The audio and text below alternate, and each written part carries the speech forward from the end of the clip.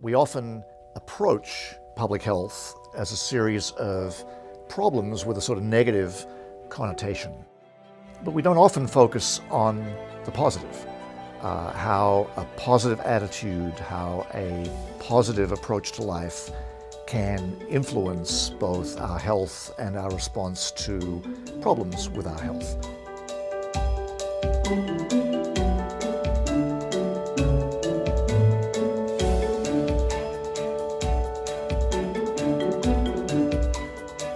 Happiness is as much social as it is psychological, building a sense of community and commonality.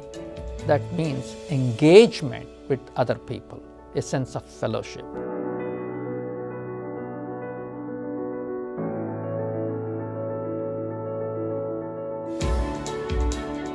So not just trying to achieve an absence of a problem, but to get to the presence of something really positive and something higher than just not having a problem, on the belief that health is more than just the absence of disease.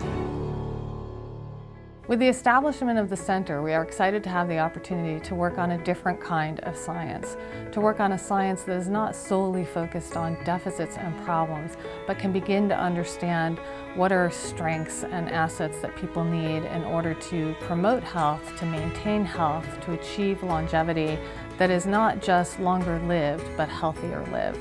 The Lee family has taken this courageous step to provide us the time and resources to focus in a very concentrated way to examine, understand, and translate the research that we will engage in. In 1888, my great-grandfather Lee Sheung by accident invented oyster sauce. So he founded the company Lee Ki. Over the years, Lee Ki has a core value called Siddhikapyan. And one of the key elements for Siddhikapyan is helicopter view. So from the global perspective, we start looking for ways how we can contribute back to the society. And we start looking for some unmet needs. And at the end, we found two unmet needs, which is health and happiness. This really embodies the vision of wise philanthropists really leveraging opportunities at Harvard and across the globe to bring attention to and to enable us to study a critically important set of issues that relate to health. The Harvard Chan School is the right home for this center because we have a uniquely multidisciplinary faculty that can bring expertise and experience to bear on this set of issues, from psychology, communications, basic science, policy. Only at the Harvard Chan School and more broadly at Harvard University can we get input from such a wide range of faculty expertise. This is the right time to make an investment in a center of happiness, because the science of happiness has brought us to a point where the addition of public health insights can make a decisive difference to the future direction of the field.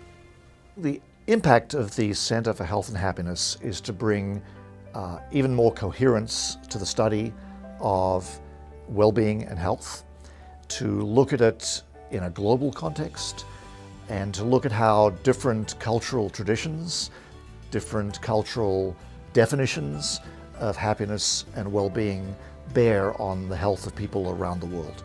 The biggest opportunity, or biggest set of opportunities of this center stem from two areas. One, understanding clearly, cogently, how health, happiness, and well-being are related to each other and what factors drive that connection and link. Number two, taking that scientific base and translating it to inform policymakers and practitioners on how to address some of these problems.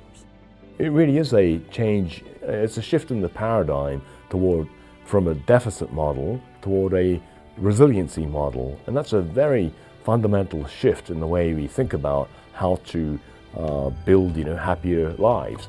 And one of the big questions that's come up is, what is the best way to measure positive psychological well-being? So a goal of the center is going to be to look at this question, to develop the best possible measure of positive psychological well-being that will enable us to assess how people are doing in terms of mental health, and then to understand how that mental health may affect physical health down the road. And our hope is that such a positive psychological well-being index can be used for research and monitoring around the world. Through the center, we can have a better way to measure health and happiness. Through different research projects, we can have a better understanding what is the importance of health and happiness, and hopefully more people can increase their awareness and taking more preventive measure, and eventually more people become healthier and happier. I think the science of happiness has the promise of redirecting the ends of social and economic policy.